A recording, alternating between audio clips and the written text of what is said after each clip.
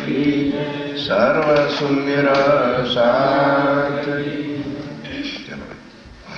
तीनों के दिल में शक रहे, ल्याया ईमान अव्वल खान। 300 मस्करी करे, भाई इनको पूरी पहचान। भाई इनको पूरी पहचान। इन समय अमराजी वो पहले ल्याया ईमान। राम सिंह गंगा के घर में रहे, कछु इनको भई पहचान। कछु इनको भई पहचान। फरमाइए सुंदर सा। कछु इनको भई पहचान। अब श्री राज जी महाराज, धाम के धनी श्री प्राणनाथ जी महाराज इस समय उदयपुर में ताल के किनारे पर थे, तो वहां कुछ मुसलमान भी आए, औरंगाबाद के रहने वाले थे, बारात में आए थे। तो अव्वल खां ने जब चर्चा सुनी तो जो लोग कुरान को जानते थे, यकीन हो गया कि वे 11वीं सदी है जिसको कुरान ने फर्दा रोज लिखा है, अल्लाह ताला ने आना है और ये तो वही। और पहचान हुई, तारतम ले लिया। उस समय औरंगजेब के समय में कितना वो शरीयत का जोर था, शेख बदल ने तारतम लिया, अब अव्वल खान ने भी तारतम लिया। आगे सुनना कितने मुसलमान तारतम लेते हैं जिनके अंदर आत्माएं होती हैं, उनके शन से नहीं रहते। और उसके बाद और भी सुंदर सा, जिनकी खातर स्वामी जी उदयपुर जा रहे हैं, तो कुछ ये थोड़ा कि दुनिया के घूमने के लिए को आए, तो जाना ही वहां होता है जहां जहां पर आत्मा है। और जैसे जैसे चर्चा सुनते गए उनकी आत्माएं जागृत होती चली जाती है। और ऐसे नहीं कि स्वामी जी किसी को कंठी बांधते, इतनी भी तो होगी ना, जाको पूरी वही तब तारतम दे के और आज जी के चरणों से सम्मान जोड़ते हैं। इन समय पाठशाने, अब ये तो हो गई बात इधर की। ओ मुसलमान काशी जो आए हुए थे ना, अव्वल खान ने तारतम दिया, बाकियों ने जाके औरंगजेब को लेटर लिख दिया कि है बादशाह सलामत, उदयपुर में एक हिंदू वैरागी है, धोती टीका पहनते हैं, लेकिन वो अपने आप को इमाम मेहंदी कहते हैं। मेरा फर्ज था सूचना देना, अब उसकी जांच करना आपका फर्ज है। तो औरंगजेब ने तुरंत अपने आदमियों को उदयपुर भेजा, करी मुहिम राणे पर, राणा के ऊपर चढ़ाई करने की तैयारी कर ली। आए अजमेर से भेजिया, तब अजमेर जब आ गए तब वहां से अपना एक राजदूत जिसका नाम मथरिया था उसको भेजा। आओ मेरे दिन में, पत्र लिख के औरंगजेब ने क्या भेजा, ऐ उदयपुर के राणा, हिंदू धर्म को छोड़कर मेरे धर्म में आ जा, मुसलमान धर्म को स्वीकार कर ले। बहुत बड़ा राजस्थान का और भी इलाका देके तुम बड़ा एक राजा बना दूंगा। 5 परगने देव तुम्हें, और 5 परगने, 5 स्टेटें और दे दूंगा जो होवे मुसलमान। अगर तू मुसलमान हो जाए तो। गरीबदास पुरोहित को, एक गरीबदास नाम का पुरोहित था, अपने जिसको पंडित कहते हैं, उसको भेजा। आज्ञा करी 3, और उनको आके आज्ञा दी कि जाओ तुम राणे को जाके समझाओ।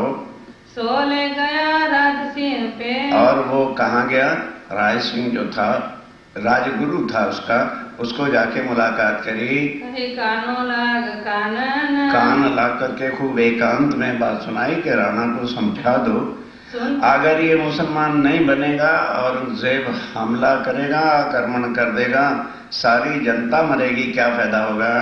सुनते ही रिश्क करी, और सुनते ही बड़ा गुस्सा आ गया। तुझे ना छोड़ता मैं। तब औरंगजेब को राणा को पता चला, तब उन्होंने कहा मैं तुझे जिंदा तो ना छोड़ता। राणा का नाम राज सिंह था। अब क्या कहा, पर क्या करो पुरोहित बया, पर करें क्या, तू पुरोहित है, अगर पुरोहित ना होता तुझे अभी टुकड़े कर देता मैं। अब भाग जाइत से, अब भाग जा, तू अच्छा चाहता है तो। देव धक्के इन दूत को, बस राणा कहता धक्के मार के इसको दरबार को निकाल दे, हिंदू हो करके और हमें आके कहता मुसलमान हो जाओ। जो ऐसी बात सुनावे का, और के जो ऐसी बात आके हमको सुनाता है। दिल गिर हुआ दिल में। अब मथुरिया बड़ा दलगीर हो गया, उदास हो गया, जाके शिकायत कर दी कि बादशाह सलामत, उदयपुर का जो राणा है उसका मगज बिगड़ गया है और ऐसे इस तरह से मुझे धक्के निकाल करके उन्होंने निकाला है। मन में बड़ा गुमान, और मन में बड़ा, राजपूत लोग होते थे, बड़ा अभिमान से रहते थे। वो तो दूत फिर गया, अब दूत तो चला गया। इत खड़बड़ पड़ी जोर, अब खड़बड़ी मच गई कि भाई ये आया है राजा बादशाह का दूत, ये तो कुछ गड़बड़ी होगी। तब वहां दरबार में पंडित बैठे थे, तो पंडितों ने क्या कह दिया, राजा साहब वो साधु महात्मा है ना, उसको निकाल दो। क्यों, वो हिंदू मुसलमान को सबको वर्गलाता रहता है। उधर तो बादशाह करेगा आक्रमण और ये करेंगे दरगद्दार, तो किसको बचाओगे। इन समय दजाल ने, वो दजाल इस समय किसको कहा है, वो जो पंडित पास रहते थे, किया जो बड़ा शोर किया। तब श्री जी साहेब जी कहलाया, तब श्री जी साहब जी को कहलाया, क्या कहलाया, हम रद बदल करे। अब स्वामी जी को जब पता चला तो उसने अपने एक सुंदर साथ को भेजा कि जाओ राजा को कहो घबरावे मत। ये कहता ना मुसलमान हो जाए, मुसलमान तो तब बनावे यदि पहले खुद मुसलमान हो। इस बात से चिंता मत करो, औरंगजेब को आने दो, उससे हम रद्द बदल करेंगे, लड़ाई नहीं करेंगे, कुरान से बातें करेंगे। भाई तू कहाँ का मुसलमान है, जब तुझे कुरान पर ही यकीन नहीं है तो तू मुसलमान का पहले खुद बन, फिर किसी और को बना। क्योंकि कुरान कहता है कि 11वीं सदी में अल्लाह ताला आ जाएंगे, तो तू कुरान पर तो यकीन नहीं किया तो दूसरों को करता है। हम उसके साथ रद्द बदल करेंगे, बातचीत करेंगे कुरान से। दौर नजदीक पहुंचिया, क्यों, समय नजदीक आ गया है जागने का, वक्त रोज क्यामत को जाहिर करने का। क्यामत का मतलब वो लोग महाप्रलय समझते हैं। तुम कछु ना बोलियो, राजा साहब तुम आप कुछ नहीं, फिक्र नहीं करना, बोलना ही नहीं, हम अपने आप बात कर लेंगे, रद्द बदल करे हम उससे सब जो है वार्तालाप कुरान से करेंगे। इन राह से दिन की, हा? इन राह से दिन की। अब दीन को तुम दिन पढ़ो तो अर्थ क्या करेंगे। इस तरह से दीन के अंदर, धर्म के अंदर ये आवे तले हुक्म, ये हमारे हुक्म के तले आ जाएगा। ये बात राणे सुनी, जब ये बात राणा ने सुनी, हम ऐसे नहीं पात्र। कहने लगे भाई स्वामी जी को जाके कह दो हमने कभी कुरान ही नहीं देखा, हम क्या जाने मुसलमान धर्म क्या होता है, हमारे बस का ये काम नहीं है। जो रद्द बदल करे दिन की, क्या हम कुरान के साथ मुसलमानों से बात करें, हमें क्या पता कुरान में क्या लिखा, खामखा झंझट गले में डाल ले। ऐसे नहीं हमारे गात्र, इस तरह से हम नहीं कर सकते। हमसे बोझ बादशाहों का, और फिर हम उनको निमंत्रण दे कि आओ हमारे से बातें करो। मेरी छोटी सी स्टेट है उदयपुर की, और वो औरंगजेब की सेना आकर के यहाँ बैठ जाए तो उनको खिलाऊंगा कि अपनी सेना को खिलाऊंगा कि जनता का पालन करना होगा, हमारे पास इतनी शक्ति नहीं है। क्यों कर उठाया जाए, बादशाहों का बोझ उठाना आसान काम नहीं होता। हम सुनत बात डरत है, हम तो औरंगजेब का नाम ही सुन के कुरान की बातों से डर लगता है। ये हमसे न होए उपाय, स्वामी जी ये उपाय हम नहीं कर सकते। जो सुंदर साथ किया था ना, उसको राजा ने जवाब दिया स्वामी जी को बोलो ये उपाय, ये ढंग हम नहीं कर सकते। तब हजूर दज्जाल था, तब कौन बैठा था, दज्जाल, वो पंडित लोग बैठे थे। कह राजा साहब हम कहते थे ना मुसलमान है? ना हमने कभी कुरान देखा ना आपने देखा, इन्होंने कैसे कुरान पढ़ लिया। ये राजा के दूत हैं, उधर राजा करेगा हमला और ये बना देंगे गदर, मुफ्त में मारे जाएंगे, इनको यहाँ से निकलवा दो। तो निंदा करने लगा जोर, उन्होंने तो निंदा करनी थी, खूब निंदा करने लगे। हम आगे ही तुझसे कही, हे राजा, हमने पहले दिन ही जब गए थे आपको कह दिया था कि ये कुरान पढ़ते हैं, इनकी शक्ल नहीं देखनी चाहिए। वे करने लगे शोर, ये तो बड़ा शोर शराबा करने लगे। राजा साहब देर मत करो, जल्दी राजा बादशाह के आक्रमण से पहले ही इनको गांव से, शहर से निकाल दो, उदयपुर से निकाल छोड़ो इनको, तुरंत निकाल दो, नहीं तो बड़ी मुसीबत आ जाएगी। कोई कहे लूट ले वो तुम, कहने लगा राजा साहब इनके पास माल भी बहुत है, निकाल तो रहे हो, लूट भी ले इनको।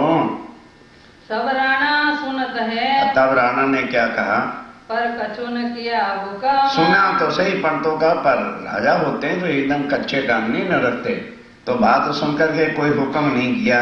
राणा भीमसेन पासे था, राणा के पास भीमसेन जो उसका वजीर था, उसने कहा कि जाओ स्वामी जी को कहो कि महाराज बहुत दिन हो गया आपको यहाँ बैठे बैठे और इस तरह से हमारे ऊपर मुसीबत आ रही है, तो कृपा करके किसी और जगह आप चले जाइए, उदयपुर छोड़ दो।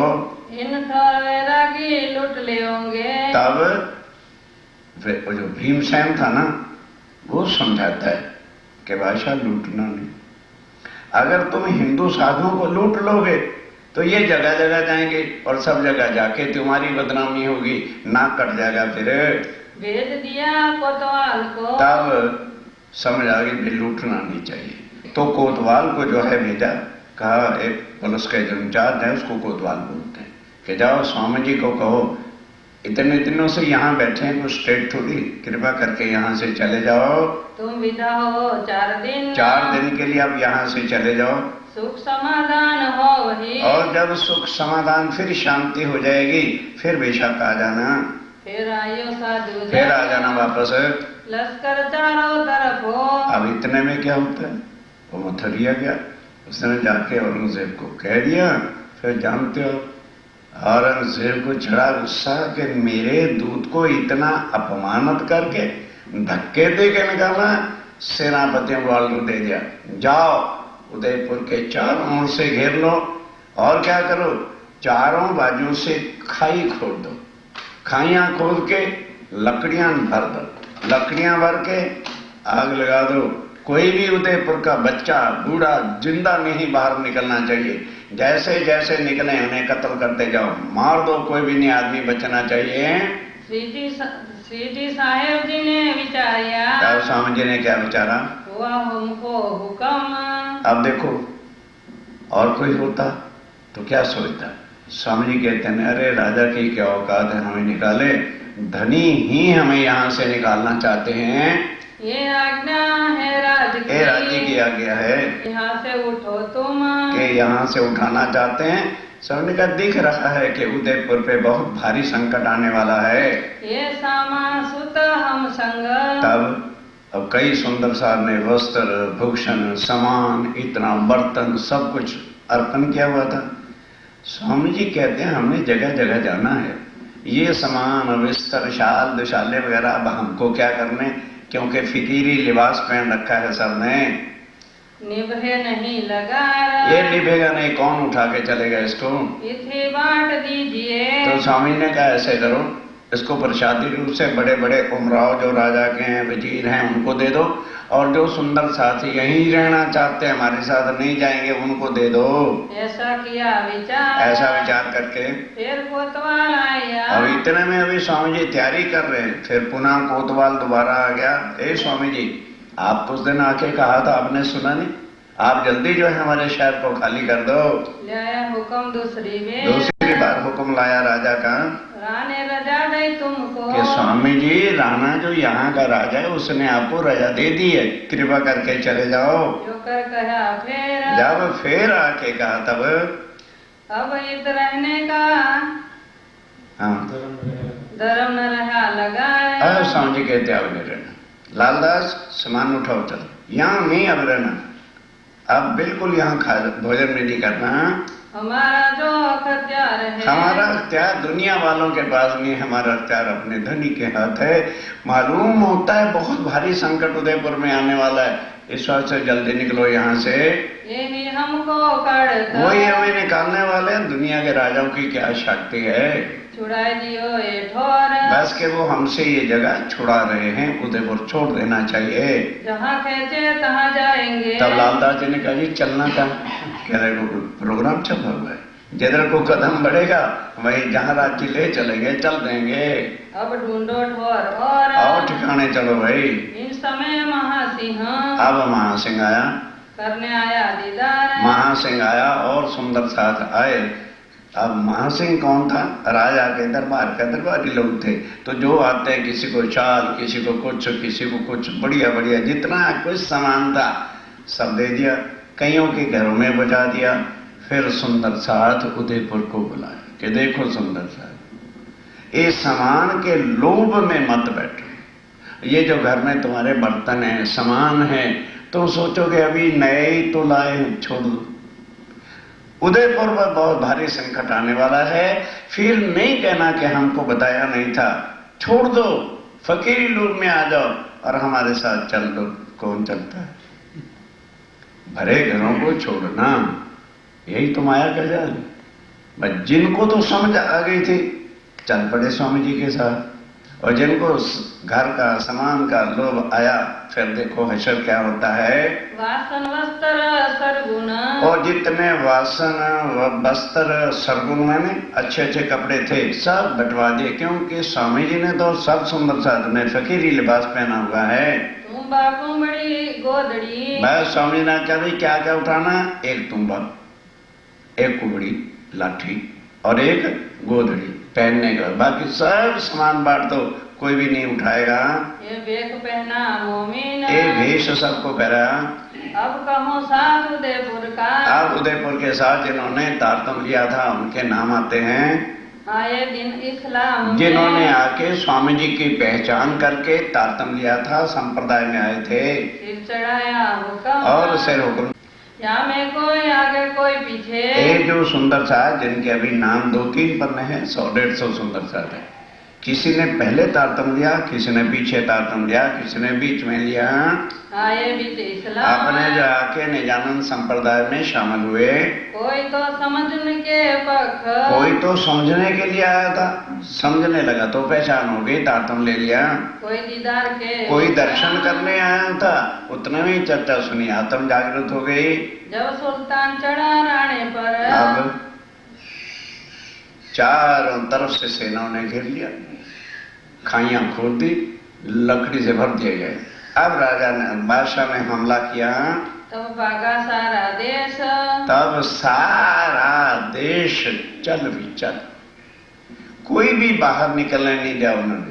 कुछ आगे में जल के मर गए, किसी का सिर काट दिया, किसी का बाजू काट दिया, किसी की टांगे कट गई, बहुत बुरी सबकी दशा हो गई। जुदे पड़े दरवेश, और स्वामी जी पहले एक दिन, दरवेश मैंने स्वामी जी पहले ही 2 दिन निकल गए। यहाँ से ती चल के, अब उदयपुर से चल के आए रामपुर के गांव, रामपुरा एक गांव था, वहां स्वामी जी पहुंचते हैं।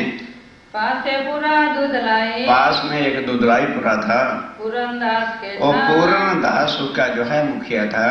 मामती श्री मामती कहे, हे दाम के द्वारा श्री प्राणनाथ जी कहते हैं, हे सुंदर साथ जी, ये उदयपुर के भी तक है। अब कहो मंदसौर, अब मंदसौर चलते हैं, उसका जो है प्रसंग सुनिए, क्या क्या होता है, कितने कितने दुख उठाते हैं राज्य महाराज हमारी आत्माओं को जगाने के लिए। जो भी तक हुक्म है, जो राज्य महाराज के हुक्म से बातें भी थी। अब कहो मंदसौर, अब मंदसौर की सुनिए। आए उदयपुर से चल के उदयपुर में जब आए, दुधलाई गांव में पहुंचे। जब नौरंगा चढ़ा राणे पर, जब औरंगजेब ने राणा अर्थात उदयपुर पर आक्रमण कर दिया चारों तरफ से, हुआ मुलक चल विचल, सारे जो है देश की, वहाँ स्टेट की बहुत दुर्गति हो गई। संवत 1736, संवत 1736 का वर्ष था। लगा 37वां स्टार्ट हो रहा था जब उदयपुर से चले। मंदसौर के आके मंदसौर में पहुंचेंगे तब।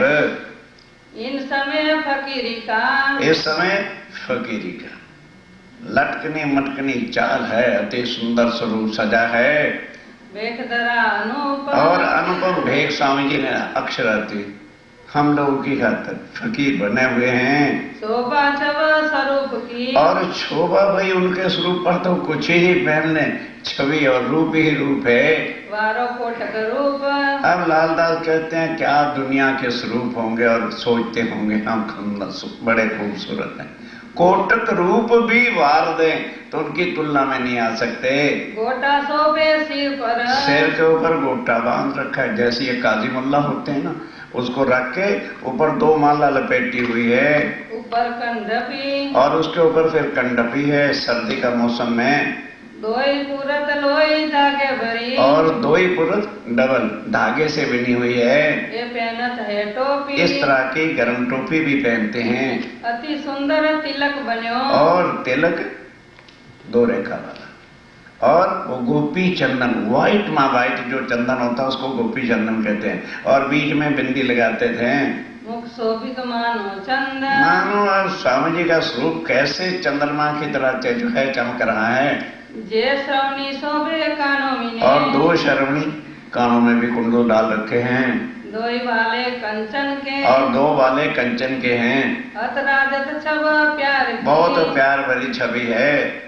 लगा प्यार फकीरी से। फकीरी सो प्यार लगा, कभी परम धाम के आनंद लिया। बाबा जी बने हुए हैं। पहनी कंठी तुलसी की। और तुलसी की कंठी भी गले में पहनी हुई है। और बड़ी माला 4। और 4 माला भी पहनी हुई हैं। अति शोभित अंग मेखली। और गले के अंदर शोभा दे रहे हैं। लोई धागे भरी सुमार। और एक लोई धागे से बनी हुई है। और गोदड़ी ओढ़न की। और गोदड़ी ओढ़ने वाले को गोदड़ी कहा करते थे। हाथे लई बनाई। वो सुंदर साथ ने हाथों से बनाई थी। सेली सुमरनी मुतका। सेली सुमरना 18 मन के वाला, और सेली और मुतका हाथ में लट्ठा भी पकड़ा हुआ है। अंग शोभित है ताई। ये शोभा देते हैं। ऊपर नी धोती अंगोछा। बस एक धोती अंगूछा पहरा हुआ है और एक धोती अंगूछा और है। एक से नहाना, एक को सुखाना, तीसरा कोई वस्त्र ना उठाया और ना किसी को उठाने दिया। पहरे और बांधे कमर। और जो पहरे थे और एक कमर में बांध रखा था। ये छवि ब्रह्मांड में। ये छवि ब्रह्मांड। शोभा सब ऊपर। फिर भी भाई वो स्वरूप है, नूरमय तेज है, सब कुछ है, फिर भी अति शोभायमान है। एक पात्र तुम एका। और लोटे वोटे उस समय नहीं होते थे, लौकी नो पात्र बना करते थे। एक तो हाथ में है, एक कमर में बंधा है। साज सबे झोली मीने। और जो सामान एक झोली थी उसमें डाल रखा है। कहते भाई अपने आप नहीं उठा, मैं अपनी उठा लूंगा। कंधे पर रखी हुई है। पहनी पाँव में पन्ही। और चरण कमलों में पन्ही पहनी हुई है। चलत चटकनी चाल। बड़ी चटकनी चाल से मस्ती से चलते हैं। संग कहते का मोमिन। और संग सुंदर साथ भी चलते हैं। चलत होत खुशहाल। खुशहाल होकर चलते हैं। महाराज जी महाराज मजा आ गया खेल के अंदर है। सबों ने भेग पहनिया। पहचानिया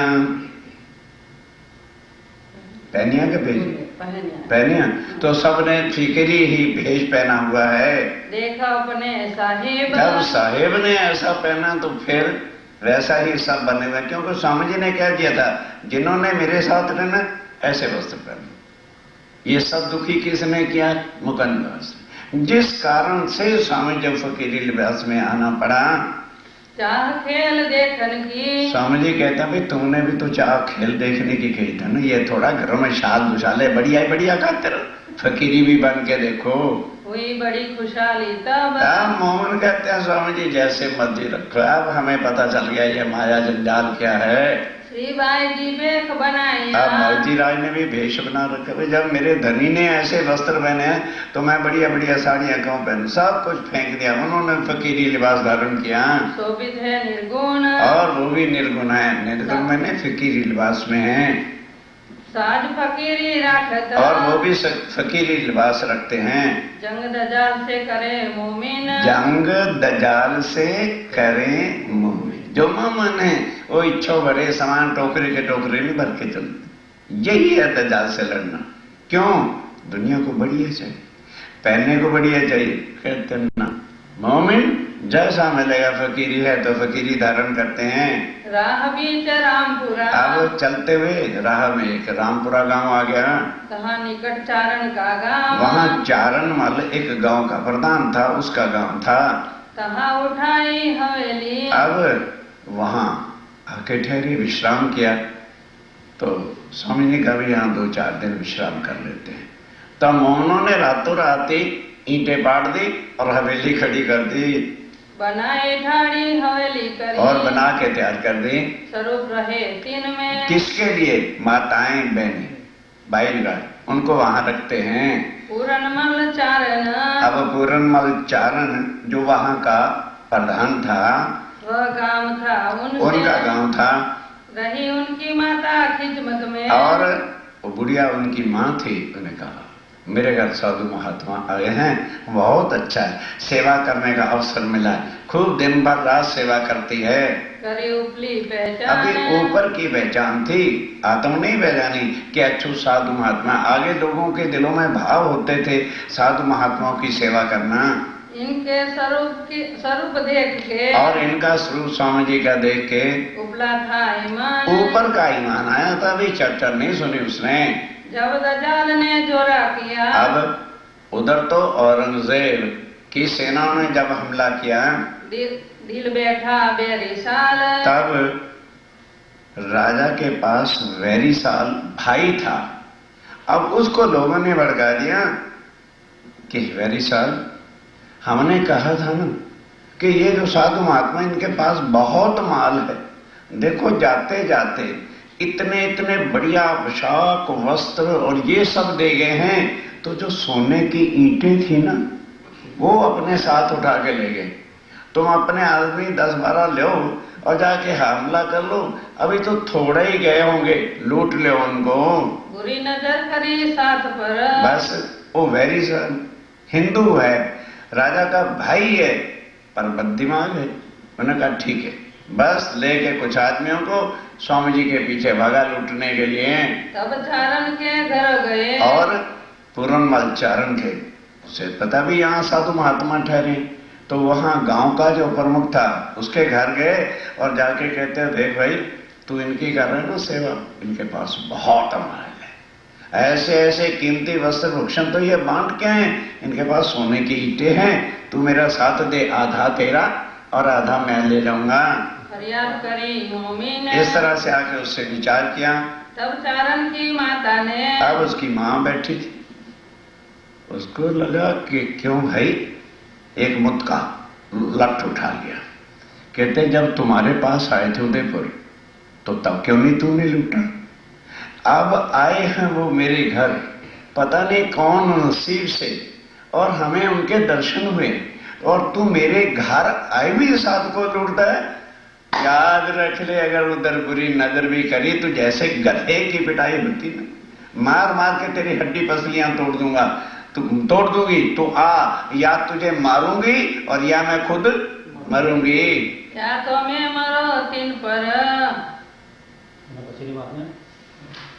तब श्यामो ले पीछे फिरे। अब जब उसने सोचा भी ये औरत ही खड़ी हो गई है, ये बात भी नहीं आई, मार डालेगी, तब बड़ा शर्मिंदा होकर के वापस गया। उससे वेरी साल चला न कछु ये 3 बेचारे का कुछ बस नहीं चला, बुरा हुआ बड़ी बुरी हालत हो गई। वह हवेली छोड़ के, अब उस हवेली को छोड़ के आए मंदसौर। अब मंदसौर स्वामी जी वहां को ठहरना थोड़ा था, तो 2-4 दिन के लिए ठहरे थे, चल के मंदसौर आ गए। वहाँ आए के बैठे, अब वहां आके बैठे तुम सुंदर साहब जी। मंदसौर औरंगजेब की कैंट थी, छावनी पड़ी हुई थी, और मंदसौर में अधिक मुसलमान रहते थे। तो स्वामी जी बाहर जाके अपना डेरा आसन लगा लिया, हर प्रसाद करो ठोर, और हर प्रसाद का साथ घर था। तहाँ पातशाही लश्कर अब वहां पातशाही लश्कर का क्या मतलब? सेना कैंट थी, वहां पर फौज रहती थी, मंदसौर के घेर करके रहती थी वह।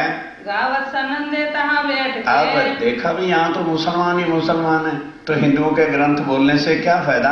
वो जो सुनंद ग्रंथ अपना वाणी के अंदर है उसको बैठ करके पढ़ने लगे, कोई को सुनने को आए, तो मुसलमान भी कोई को सुनने आने लगा। इत सुनने को आवत। कौन कौन आता है? पठान दौलत खान, ए दौलत खान, एक जान मोहम्मद, ये वहां के बड़े वडील प्रधान थे। जब इन्होंने चर्चा सुनी, पहचान हो गई, दोनों ही तारतम ले लेते हैं। और शेर खान को हटी, और शेर खान को हाटी एक जाति होती है मुसलमानों में, वो भी आके तारतम लेता है। संग कहते को पठाना। और भी जब बड़े बड़े कैप्टन बड़े लोगों ने ले लिया, तो और भी कई मुसलमान लोग आके चर्चा सुनते और कईयों ने तारतम लिया बिना एक मोहम्मद की। अब वहां कौन सी सनंद गाते हैं? सब लाले लाल कहा वही पर हो गए सब जरद, और लाल कोई ना हुआ बिना एक मोहम्मद। एनो अर्थ सूझे कि भाई मुसलमानों ने अंदर 1,20,000 पैगंबर आए और वो कहते थे हम पैगंबर हैं, पर कोई भी पूर्ण ब्रह्म राज्य राय का पैगाम संदेशा लेकर के आया नहीं। केवल एक मोहम्मद ऐसे हुए हैं जिन्होंने कहा है दुनिया वालों, मैं अल्लाह ताला से पूर्ण ब्रह्म से मिल के आया हूं, मैंने उनका रंग माहौल देखा है, मैंने श्री जमुना जी देखी है, जमुना जी के किनारे पर हीरे जवाहरात मोतियों जैसी रेती बिछी हुई है, जमुना जी जाके हौज कौसर में गिरती है, और वहां के वृक्ष जानवर थी नूर ही नूर में है। Only there is only one Mohammad. बाकी नाम के 1,20,000 मैसेंजर आए, लेकिन किसी ने ये तो नहीं कहा कि भाई जिससे उनसे पूछा ही नहीं किसी ने, भाई जब तुम उनके मैसेंजर हो वो कौन है, उनकी शक्ल क्या है, स्वरूप क्या है। तो मोहम्मद साहब ने कहा मैंने खुदा ताला की अमरद सूरत देखी है, वो बुढ़ा जवान ने बाल नहीं है, वो किशोर स्वरूप है। दौलत खान पठान को, तब दौलत खान पठान को जो साया तब जो हिदाया। हाँ, इस समय आ जाओ। क्या हुआ कि उदयपुर के सुंदर साहब जो भागे दौड़े, बच्चे दुखी, किसी की टांग कटी, किसका बाजू कटा है, किसी को जख्म हुआ, सब इकट्ठे होकर एक पहाड़ में इकट्ठे रो रो के दुखी होके चिट्ठी लिखते हैं। और वो चिट्ठी लेके कृपाराम आता है मंदसौर में, रो रो के कहता है स्वामी जी साहब सुंदर साथ की बहुत दुर्गति, ठीक है आपने कहा था कि मेरे साथ चल दो, पर माया का वक्त ने हमको नहीं निकलने दिया, पर आखिर तो आप हमारे धनी। ऐसी दुख भरी दास्तां सुन के तुरंत इंद्रावती की आता मूल मिलावे की तरह मुंह करके, और दुख से चिरंतन उस समय आवेश से आते हैं वालो बिरहा रस रंग मारो। ये 6 पीर मंत्र, उसमें क्या है कि हे राज्य महाराज, हमने कोई पाप तो नहीं किया था, अपने धनी से ही खेल मांगा था और मांगने में इतना पाप हो गया। ठीक है हमने सब कुछ कहा था, लेकिन वालो बंद पड़या बल हरिया थारे फंदे। ये तेरी माया का फंदा ऐसा है, ऐसा इसने बल के हमें बांध रखा है, हमारी जो शक्ति थी वो सारी खत्म हो गई। पर हे धनी, आखिर तो तुम धनी हो, इतनी बड़ी सजा, कुछ तो मेहर करो। बाकी तुमने कहा हार जाओगे, हम कहते थे नहीं हारेंगे, हार्या हार्या बार कहूंगे। फिर कहते हैं धनी चलो और कुछ नहीं तो हम आपकी अंगना हैं, माफी तो मांग सकते हैं। खाली माफी शब्द से ही आप नहीं देते हो तो गले में कपड़ा, मुंह में घास का तिनका जो है ढाल के आपसे क्षमा मांगते हैं, हम माफ कर दो। और फिर अगर फिर भी नहीं माफ करते हो, सजा ही देना चाहते हो, तो यहां चौराहे पे सजा दे रहे हो, अच्छा है। इससे तो हमें परम धाम में ही लकड़ी के ढेर लगा के जला के राख कर लेते तो हमें दिल में दुख तो न होता कि हम आपकी आना है और ये दुर्गति हमारी हो गई। और फिर राज्य महाराज, जो चाहो भीख मंगवाना चाहते हो, मैं भीख मांगती हूं, हाथ जोड़ती हूं, तुम्हारे पगे लगती हूं और गले में कपड़ा लेके मुख में तिनका रखते हैं जो पशु के समान होता है, कुछ तो हमारे ऊपर कृपा करो। इतनी दर्द भरी आवाज के ये 6 विकरण सिर्फ 4 चौपाइयों के हैं। सुंदर शास्त्री जी, आज भी जिनको विश्वास नहीं होता था उन्होंने विश्वास करके देखा। भारी से भारी संकट जब हो और बिल्कुल किसी की मौत तक का भी खेल चल रहा हो, ये विकरण सुबह उठ के सूर्य उदय होने से पहले, सूर्य निकलने के बाद कोई असर नहीं करेगा, अगरबत्ती जला दो, जहां राज्य की सेवा है वहां रख दो और इन विकरणों को शुद्ध पढ़ के 11 बार जल रख दो, उसको पिला दो। जो काम बिगड़ जाए बिजनेस के, ये जल रख के जाके दुकान का छींटा दे दो, फिर होता क्या है करके देखो। उसी समय तुरंत राज्य महाराज का आवेश आया और ये वाणी उतरी और उधर ऐसी औरंगजेब को कोई प्रॉब्लम पड़ी, उन्होंने हुक्म कर दिया उदयपुर को छोड़ के सेना वापस आ जाओ। तुरंत उसी समय ही उदयपुर में शांति हो गई। इन समय इब्राहिम अब आना। तो जब ये बातें होती हैं, कुरान की चर्चा होती है, इब्राहिम वहां का काजी था, उसको पता चला कि यहाँ कोई वैरागी आए हुए हैं और कुरान की चर्चा करते हैं। वो मस्जिद का अपना जो सवेरे की नमाज वगैरह होती थी पढ़ करके स्वामी जी के चरणों में आता है, करने आया दीदार, दर्शन करने के लिए आया था। सोबत राजी बयान, जब उसने आके सोबत की संग बैठा और कुरान की बातें सुनी और भविष्य की वाणी सुनी, बड़ा खुश हो गया। फिर आया दूसरी बार, फिर दूसरी बेर आया तो लालदास जी ने कहा, इब्राहिम क्या तुम कुरान का टीका ट्रांसलेशन हमें उर्दू में करा सकते हो?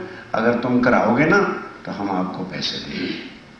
भाई तुम्हारे बाल बच्चे हैं, परिवार है, तो ऐसा कर देंगे। उन्होंने कहा कोई बात नहीं, मैं कल सवेरे 5 ही बजे आ जाऊंगा, सुबह की नमाज पढ़ के, और मैं आपको टीका कराया करूंगा।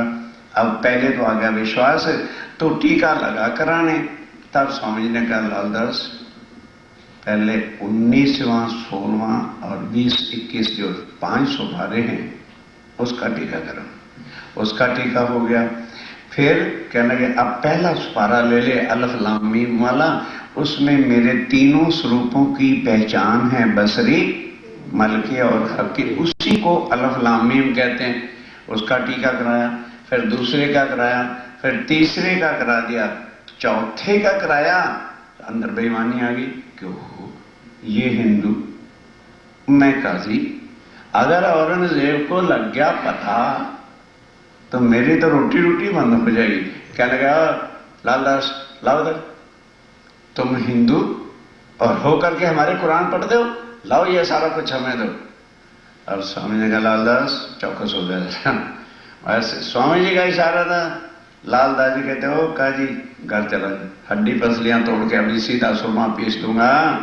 उतरा होते एक सुकना।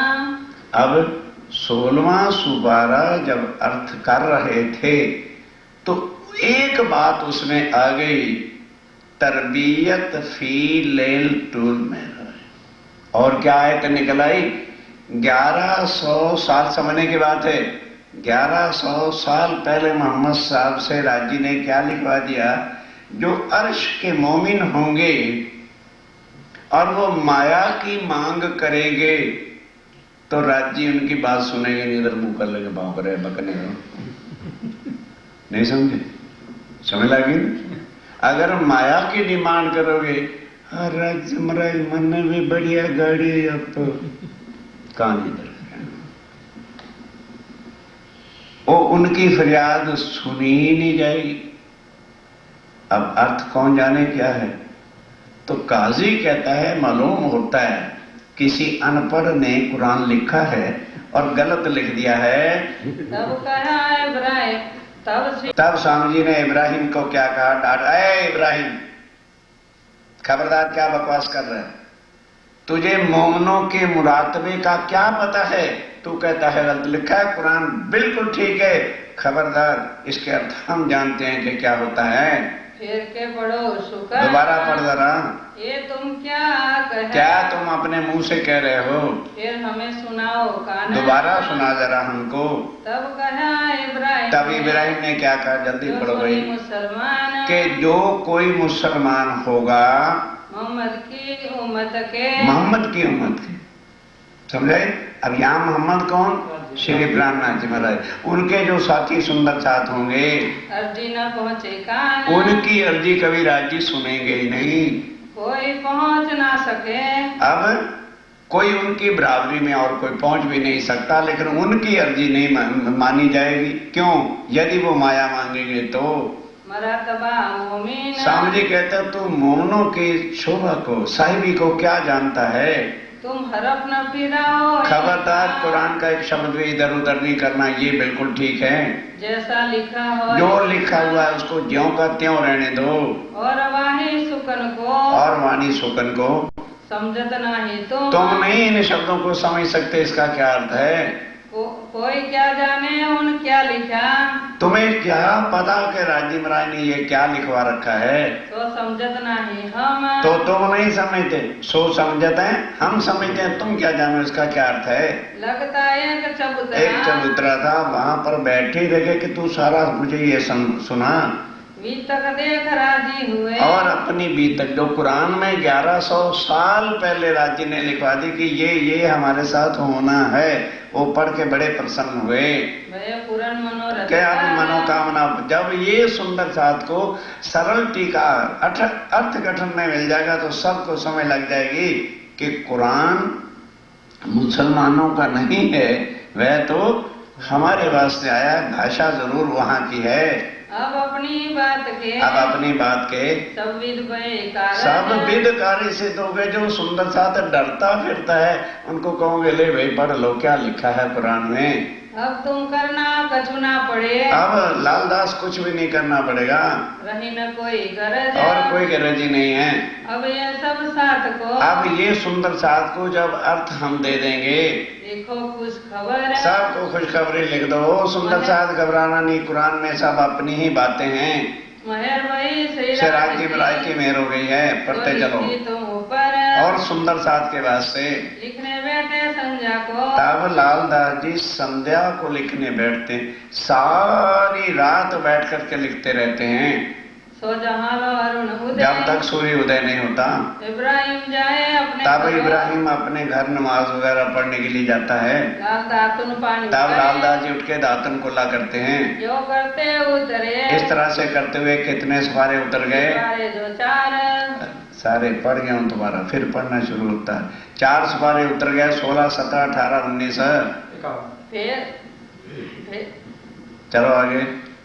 तब इब्राहिम के दिल में, फिर स्वामी जी ने कहा भाई 1, 2, 3, 4 उस उतारा सवारे, तो 1, 2, 3, 4 जब उतर गए दिल में बेईमानी आ गई, इसको दज्जाल कहते हैं, शैतान कहते हैं।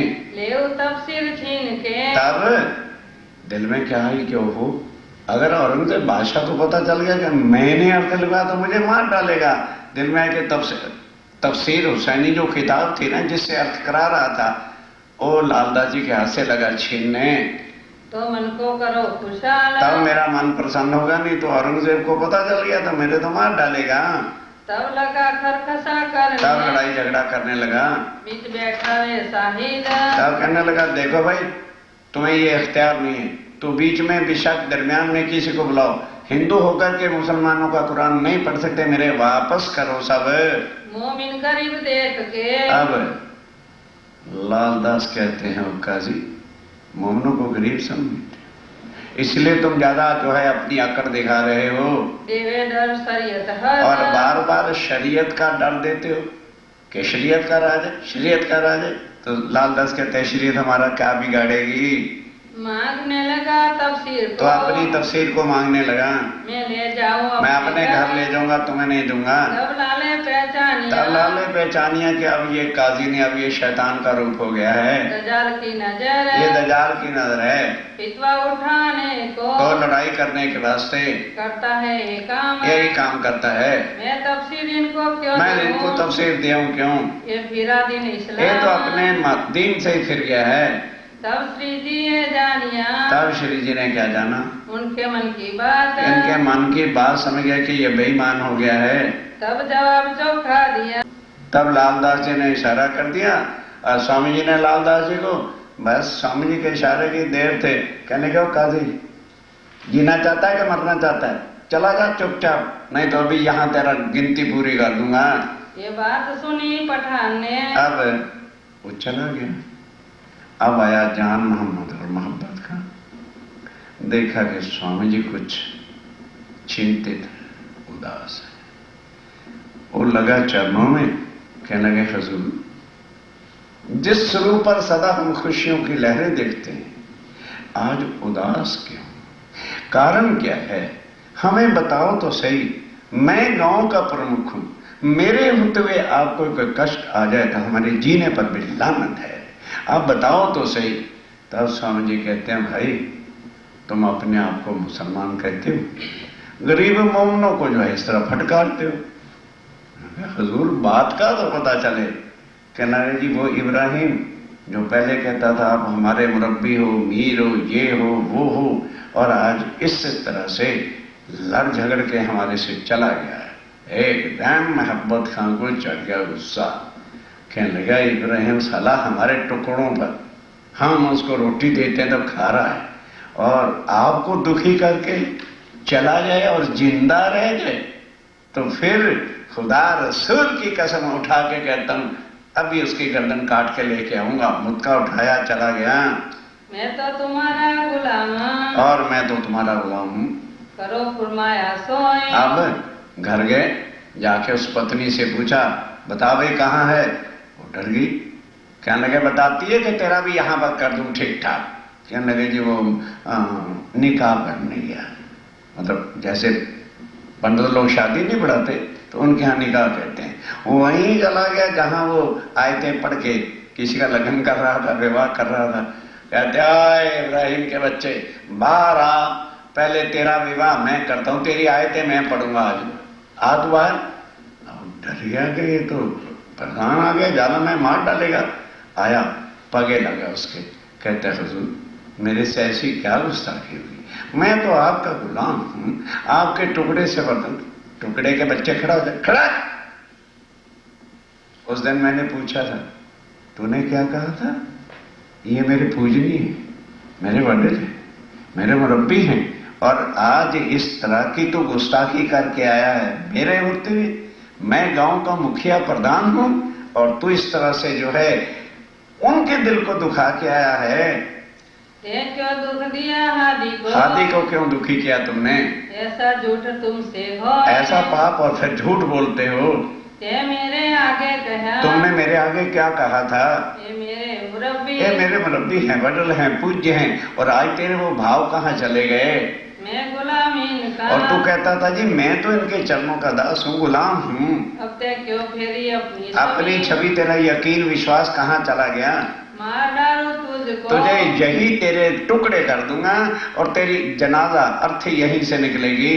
रसूल की ना छोड़ो क्यों एक, और फिर कसम खा दी कि मैं रसूल साहब की कसम खाता हूँ, तेरी यहाँ से जनाजा निकालूंगा, तेरी मिट्टी यहीं से उठेगी आज। तब लगा उनके कदमों, तब कदमों पे गिर पड़ा, हुजूर गलती हो गई, माफ कर दो। धक्का दिया बाबा, कम वक्त जा, जिनको तू दुखी करके आया उनके चरणों में जाके अपनी माफी मांग। अगर उन्होंने माफ कर दिया तो तेरा अच्छा नसीब है, नहीं तो मैं कसम खा चुका हूं तेरा जनाजा निकलने वाला है। रात समय उठ के तब कहता है हुजूर थोड़ा सा काम बाकी, इसको पूरा करके मैं अभी जाता हूं, हादी के चरणों में जाके माफी मांगूंगा। तब उसके जो आयतें वगैरह पढ़नी थी पढ़ के शादी करके फटाफट, और घर भी नहीं गया, सीधा उठ के सीधा जाके स्वामी जी के चरणों में गिर पड़ा। आए सीढ़ी के कदमों लगा, आगे कदमों में लगा, सिर न उठाया जाए, अब लगा रोने से पकड़ करके जो है चरण कमलों को। अभी 3-4 बजे का समय था। स्वामी जी ने पूछा भाई कौन है? तब नूर मोहम्मद बोलिया, तब अब नूर मोहम्मद एक और दूसरा पठान था, वो छुरा लेकर के बैठा हुआ था, यहाँ आ जाए तो इसके तो मैं ठीक कर दूंगा। अब वो चरणों में गिरा है। नूर मोहम्मद ने कहा ओए काजी के बच्चे इब्राहिम खड़ा हो जा, मेरी आंख लग गई कि तू स्वामी जी के चरणों में चला गया है। ये तेरे लिए रखा हुआ था, तेरा शुमार यहीं कर देना था, पर करें तो क्या करें? स्वामी जी कहते हैं जो देत का साला तुमको, तुम भला चाहिए होते सुरत धाम, इनको सताना नहीं, इसलिए हम चुप हैं, नहीं तो ये तेरे लिए रखा हुआ था। मारो कटारी पेट में, एक कटारी मार के तेरे पेट में अभी तेरा मुर्दा कर देता मैं, तिथि हो जाए सुमन, तेरी गिनती यहीं पूरी हो जाती दुनिया से। पर क्या करो डरता हूँ हादी से डरते हैं, उनका ऐसा फरमान नहीं है, इनका हुक्म ना है, इनका हुक्म ऐसा नहीं है कि जो तुम्हें दुखी करे तुम भी दुखी करो, नहीं तुम फिर भी भला करो उनका, यदि वेद भी कर, वरना हम हो गांव के प्रमुख और तो स्वामी जी की बेदवी करके जिंदा उठ के चला जाए तो लानत है हमारे रहने की। कहा मैं तुम्हारा गुलाम, अब वहां से उठा, इसके कदमों गिर गया, हजूर गलती हो गई, मैं आपका गुलाम हूं, माफ कर। कहने लगे उठ जा कमबख्त, जितने मोमिन है ना सबके चरणों लग, सबकी डोली मस्ते पलट, तब तुझे माफ करूंगा। मैं ग्रह तुम्हारे कदम, कि मैंने तो आपके कदमों का आसरा लिया है, तो मैं ना छोड़ूंगा, क्या मैं तुझे छोड़ता ना कभी। सब मोमिनों के कदमों लगा, तब जैसे उसने कहा था जितने सुंदर थे सबके कदमों लगा, चरण धुल लीजिए, वाको माफ किया, तब जाके नूर मोहम्मद ने कहा जा जा कमबख्त जा, तुझे माफ किया। तब उनके भाई ने, तब घर गया, रोया पीटा, तो कहता है अच्छा तुम अपना काम करो। इब्राहिम का जो भाई था उसने कहा मैं जाके अर्थ लिखवाता हूं, देखना इन लोगों के दिल में कितना पाप होता है। अब ये तो आके टीका लिखवाएगा और वो इब्राहिम औरंगजेब को रिपोर्ट करके भेज देगा कि इस तरह एक हिंदू वैरागी है और वो जबरन कुरान और तफसीर हुसैनी पढ़ते हैं। इन समय दजाल ने, इस समय फिर दजाल ने शोर किया जोर, जो शोर किया घर मुसलमानों में शोर शराबा मचा दिया कि तुम लोग सिपा वाले छावनी वाले यहाँ बैठे हुए हो और इस तरह से जो हो रहा है, मैं तुम्हारी रिपोर्ट औरंगजेब बादशाह को करूंगा। अब जो सबसे बड़ा कैप्टन था मिलिट्री का, उसने कहा भी अच्छा ऐसे हैं हिंदू वैरागी, हुक्म कर दिया जाओ सब वैरागियों को पकड़ करके जेल में डाल दो। जान मोहम्मद भागा भागा आता है, कहते स्वामी जी बहुत बुरा हो गया, कोई इब्राहिम कमबख्त ने अब जाके सारी सेना को वर्गला दिया है और सब सेना सुंदर साहब को पकड़ के ले जाएगी।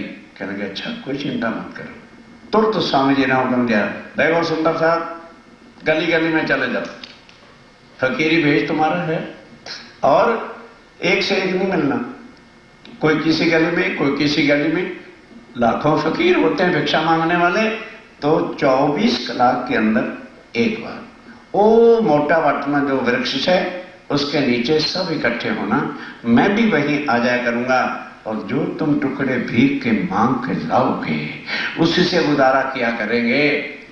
रहे साथी सब जुदे जुदे, सब सुंदर साथ जुदा जुदा गलियों में चले गए।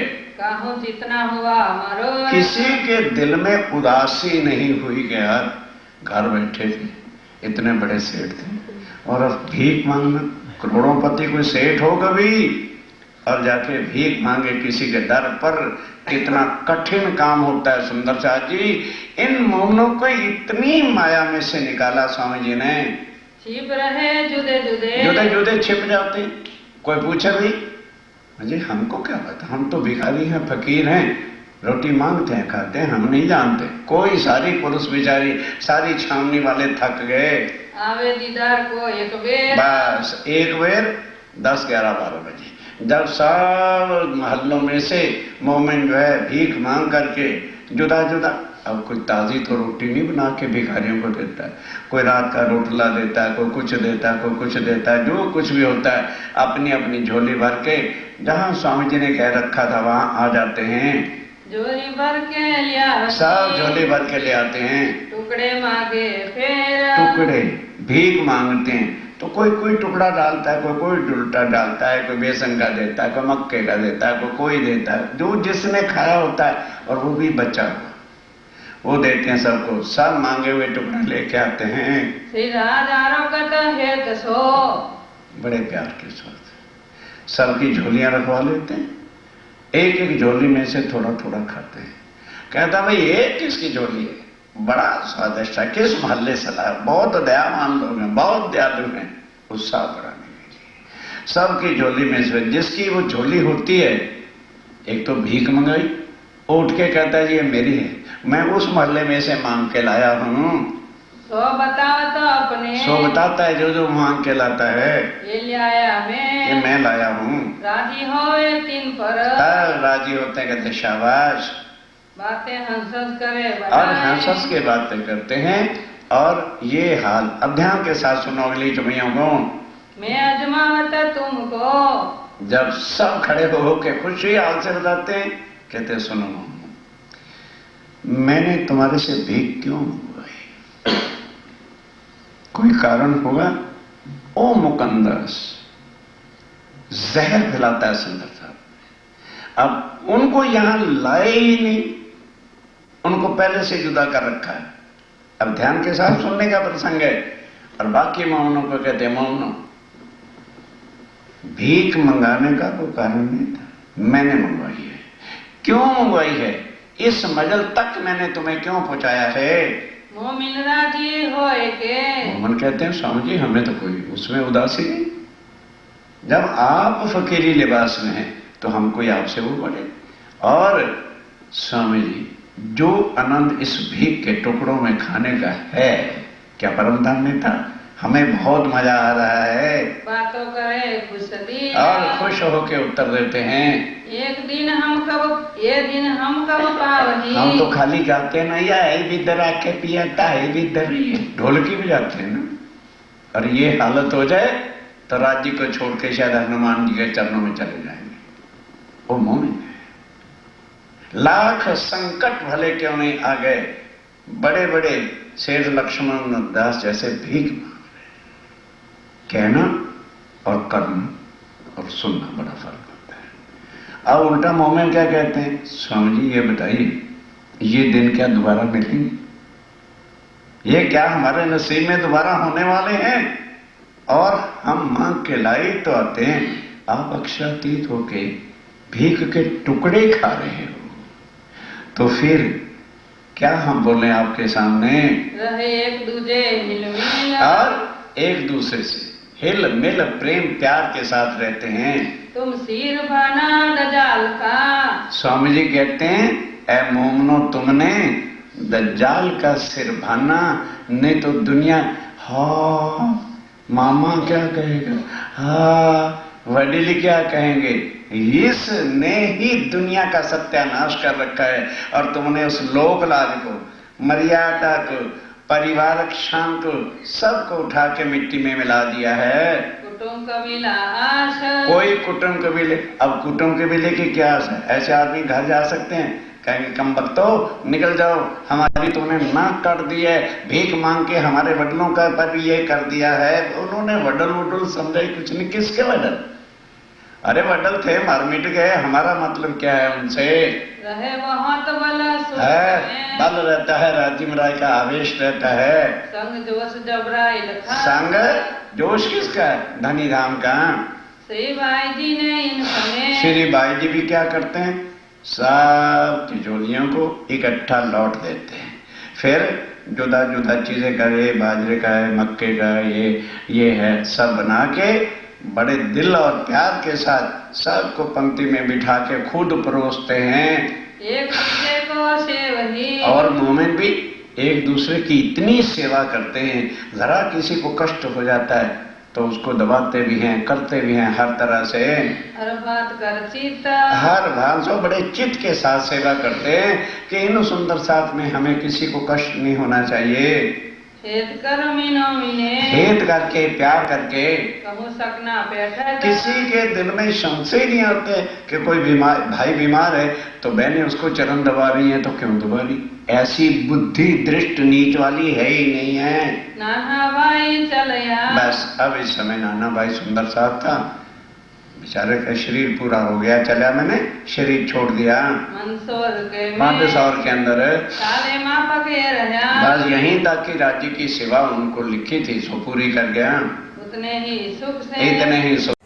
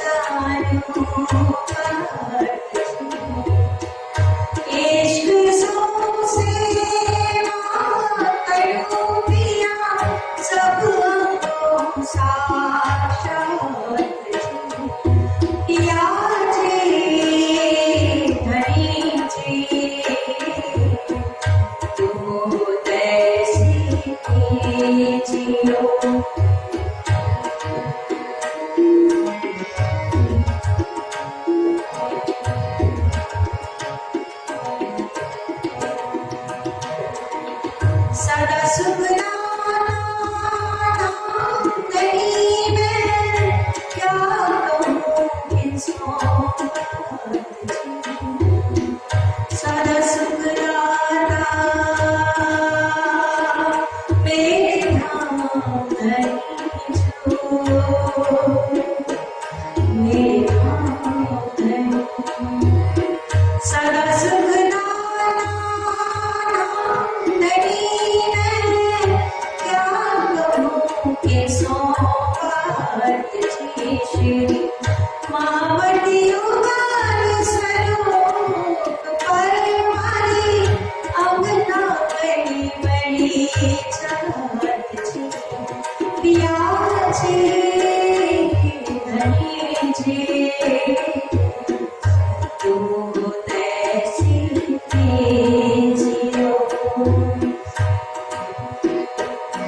पिया जी धनी जी तू तैसी जियो तू तैसी जियो ये श्री प्राण